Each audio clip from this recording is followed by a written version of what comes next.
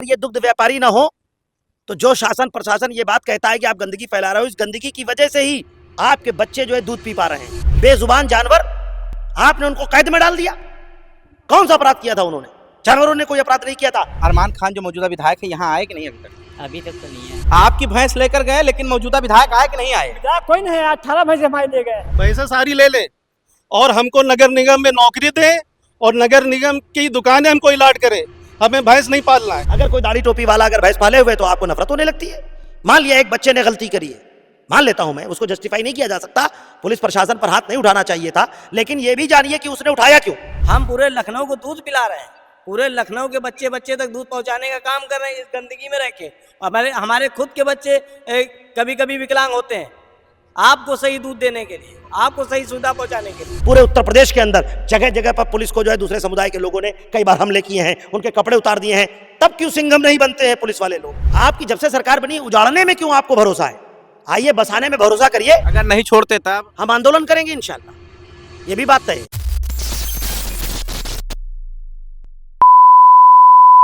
परसों में आया था, पिंक सिटी में कवरेज किया और यहाँ के दर्द को आप तक पहुँचाया मैंने।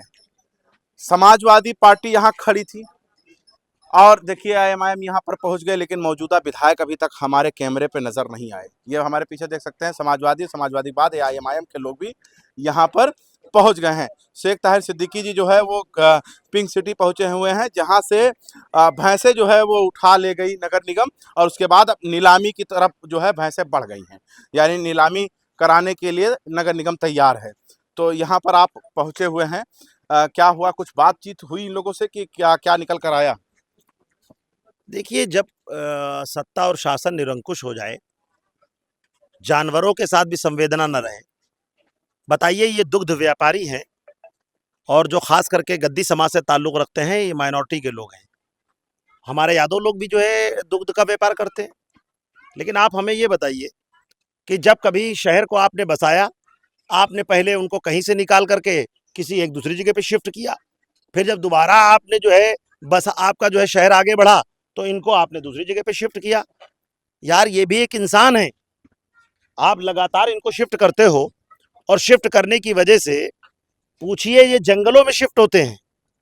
जंगलों में शिफ्ट होने के बाद जब ये अस्थायी रूप से थोड़ी अपनी व्यवस्था बना लेते हैं, अपना थोड़ा कारोबार करना सेट करते हैं, उसके बाद आप सोचिए फिर ये शासन प्रशासन क्या करता है कि आप गंदगी फैला रहे हो। बताइए, अगर ये दुग्ध व्यापारी ना हो तो जो शासन प्रशासन ये बात कहता है कि आप गंदगी फैला रहे हो, इस गंदगी की वजह से ही आपके बच्चे जो है दूध पी पा रहे हैं। इस गंदगी की वजह से ही आप कैल्शियम और प्रोटीन ले पा रहे हैं। ये समझना चाहिए और एक जानवरों से संवेदना होना चाहिए लोगों को। बेजुबान जानवर, आपने उनको कैद में डाल दिया। कौन सा अपराध किया था उन्होंने? जानवरों ने कोई अपराध नहीं किया था कि आप उनको उठा ले गए जेल की सलाखों के पीछे। नगर निगम के अधीन आता है, वहां पर आप पशुपालन नहीं कर सकते हैं। कौन कह रहा नहीं कर सकते? अरे सरकार व्यवस्था बनावे, सरकार कोई स्थायी जो है इनको जगह दे। क्यों नहीं कर सकते? हम बता रहे हैं आपको, शहर हजरतगंज में भैंस मिलेगी आपको, कालिदास मार्ग पे आपको भैंस दिखवा देंगे हम आपको। न दिखवा दे तो बताइएगा। आपका इशारा अखिलेश यादव है क्या? नहीं, बहुत जगह मिलेगी आपको भैंस। लेकिन आपको मैं बताऊं, अगर कोई दाढ़ी टोपी वाला अगर भैंस पाले हुए तो आपको नफरत होने लगती है। मान लिया एक बच्चे ने गलती करी है, मान लेता हूं मैं, उसको जस्टिफाई नहीं किया जा सकता, पुलिस प्रशासन पर हाथ नहीं उठाना चाहिए था, लेकिन यह भी जानिए कि उसने उठाया क्यों। क्या पुलिस को भी इतनी अधिकार मिला है कि किसी के घर में घुस जाइए आप बिना वारंट के, किसी महिला पुलिस के, किसी महिला का आप जो है अपमान करिए, गाली बकिए? अब जोश में उस बच्चे ने हरकत कर दी, वो थोड़ा दिमाग से बताते हैं लोग बताते हैं कि वो दिमाग से थोड़ा सा कम है। अरे उसको जस्टिफाई नहीं करते हम, आप कार्रवाई करिए, उसकी फैमिली को लोग आप उठा ले गए, लेकिन उसकी सजा पूरा समाज भुगतेगा। ये हरगिज नहीं होना चाहिए और सरकार को समझना चाहिए। एक महिला जो है यहाँ की मेयर है और जिस तरीके से वो कर रही थी कि जो है पुलिस आपकी सुरक्षा करती है, आप पुलिस पे गिरेबान डाला है आपने हाथ, तो मैं ये भी कहना चाहता हूँ, पूरे उत्तर प्रदेश के अंदर जगह जगह पर पुलिस को जो है दूसरे समुदाय के लोगों ने कई बार हमले किए हैं, उनके कपड़े उतार दिए हैं। तब क्यों सिंघम नहीं बनते हैं पुलिस वाले लोग? तब क्यों खल्ली नहीं बन जाते हैं? लेकिन जहां कमजोर तबका दिखा, सिंघम बन गए, उठा ले गए। ये बिल्कुल तरीका बदलना चाहिए और संवेदना होना चाहिए। जानवर इनका परिवार है, ये जानवर नहीं है, ये इनके बच्चे हैं, समझ लीजिए।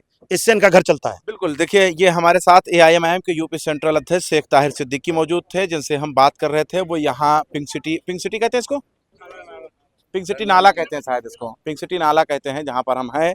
और मैंने यहाँ पर परसों कवरेज भी किया था और हम यहाँ पर कवरेज कर रहे थे। देखा ये एआईएमआईएम का यूपी सेंट्रल अध्यक्ष यहाँ पर पहुंचे हुए हैं। लेकिन सवाल यह है कि मौजूदा विधायक कहाँ है? मौजूदा विधायक आए थे भाई साहब यहाँ? अभी तक आए? जी नहीं। मौजूदा विधायक आए चाचा? आदेश नहीं अरमान खान आए? आदेश नहीं हुआ है अखिलेश यादव की तरफ से, कैसे आ जाएं? हैं? आदेश अरमान खान यहाँ आए? वो क्यों आएंगे? हाँ, ये परिवार है, ये उनका परिवार है ही नहीं, वो क्यों आएंगे? क्यों? ये अरमान खान का परिवार है तो किसका? अरमान खान का परिवार नहीं है, अरमान खान का परिवार राजाजीपुरम में है।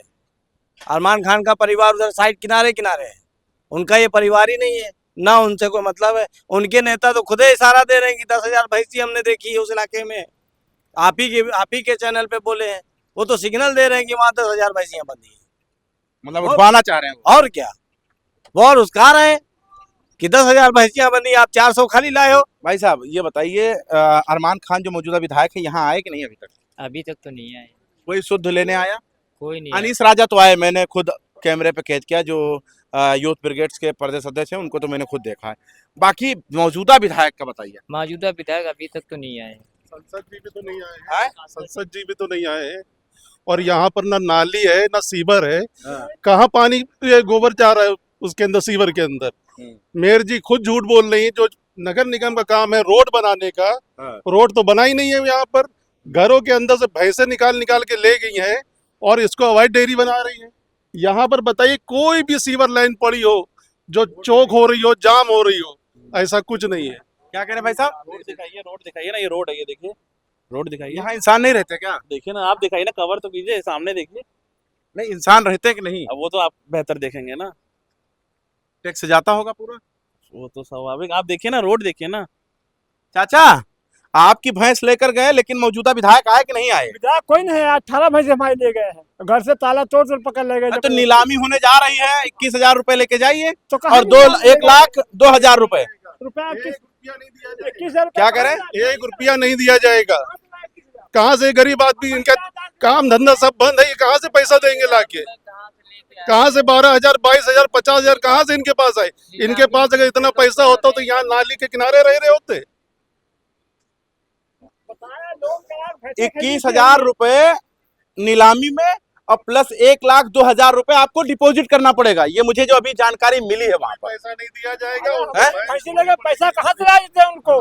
लोन करा, भैंसी खरीदी थी 18। हमारी सारी बहुत ले ले, कर्जा है। पैसा सारी ले ले और हमको नगर निगम में नौकरी दे और नगर निगम की दुकानें हमको इलाट करे। हमें भैंस नहीं पालना है। ले ले पूरी भैंस ले ले, पूरी भैंस ले ले, नगर निगम में जॉब दे। नौकरी दे, जॉब दे हमको, काम करेंगे हम यहाँ पर। हम जो है ये गंदगी गोबर नहीं उठाएंगे, पेशाब नहीं छुएंगे। आप हमको नौकरी दीजिए नगर निगम में, नगर निगम की दुकानें अलॉट करिए हमारे समाज को। भाई ये भैंस जो है, जो हमारे ये भैंस जो होती है, वो हम लोग जो भैंस पाले हैं वो पूरे लखनऊ को दूध देने के लिए पाले हैं। तब हमें एक किनारे डाल दिया गया है गंदी जगह पे। लोग कह रहे हैं कि आपका इस गंदगी की वजह से भी हटना चाहिए, तो नगर निगम को ये बातें सोचना चाहिए ना। हम पूरे लखनऊ को दूध पिला रहे हैं, पूरे लखनऊ के बच्चे बच्चे तक दूध पहुंचाने का काम कर रहे हैं इस गंदगी में रह के। हमारे खुद के बच्चे कभी कभी विकलांग होते हैं आपको सही दूध देने के लिए, आपको सही सुविधा पहुंचाने के लिए। सामने आप देख सकते हैं जो यूपी सेंट्रल अध्यक्ष हैं एआईएमआईएम के शेख ताहिर सिद्दीकी, वो यहाँ पर पहुँच गए हैं और उस लड़की से मिल रहे हैं जो लड़की मेरे सोशल मीडिया पर वायरल हुई थी। उस परिवार से मिल रहे हैं, एक एक लोगों से मिल रहे हैं, उनका दुख समझ रहे हैं और बात कर रहे हैं। जब मुझे इन्फॉर्मेशन मिला कि यहाँ पर ये देखिए भाई इनकी बता सुनिए। मैंने सुन लिया है, बात हो गई है, इनका इंटरव्यू ले चुके हैं, ये अपना दर्द सुना चुकी हैं। बहुत परेशान है भाई, आप समझिए, आप लोग बात करिए। ये क्या क्या ये दर्द जो है, क्या शासन में बैठे लोगों को ये दर्द महसूस होगा? ये छोटी छोटी बच्चियां हैं, ये एजुकेशन हासिल कर रहे हैं। एक तरफ आप कहते हो बेटी बचाओ बेटी पढ़ाओ, आप एक तरफ कहते हो कि बेटियों को उज्जवल भविष्य देने के लिए जो है मैं तरह तरह की योजनाएं चला रहा हूँ। आप हमें बताइए, ये दुग्ध व्यापारियों की बच्चियां क्या इस देश की बच्चियां नहीं है? ये छोटी बच्चियां कैसे पढ़ेंगी? ये समझने की जरूरत है।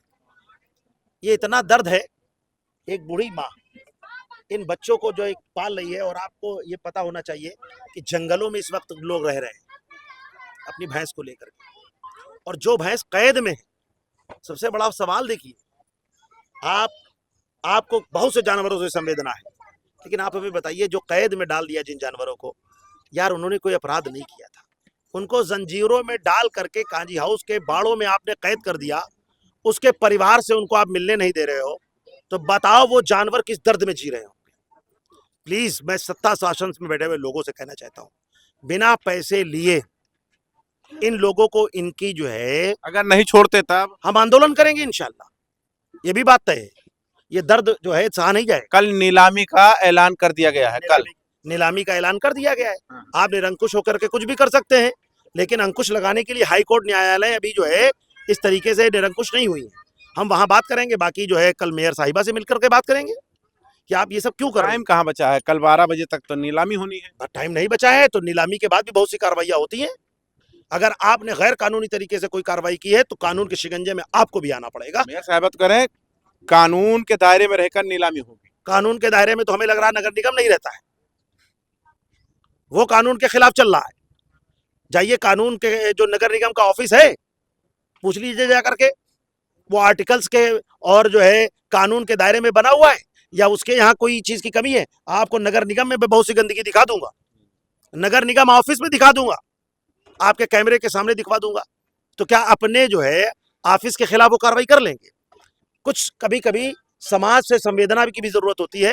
तो सबसे बड़ी भी बात है कि जो गलती मान लिया हुई है तो उस गलती का खमियाजा जानवरों को उठा ले जाना नहीं, उस गलती को आप, अरे मान लिया पेनाल्टी लगा देते थोड़ी सी, आप इनको बाहर करके एक पेनाल्टी 21,000 रुपए है। अरे वाह, 21,000 रुपए क्यों आप पेनाल्टी लेंगे?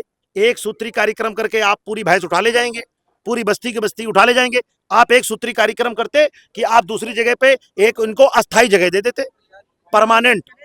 आप उनको परमानेंट व्यवस्था करा दीजिए, अलॉटमेंट कराएंगे ये लोग, ये सरकार के साथ है, अलॉटमेंट कराएंगे।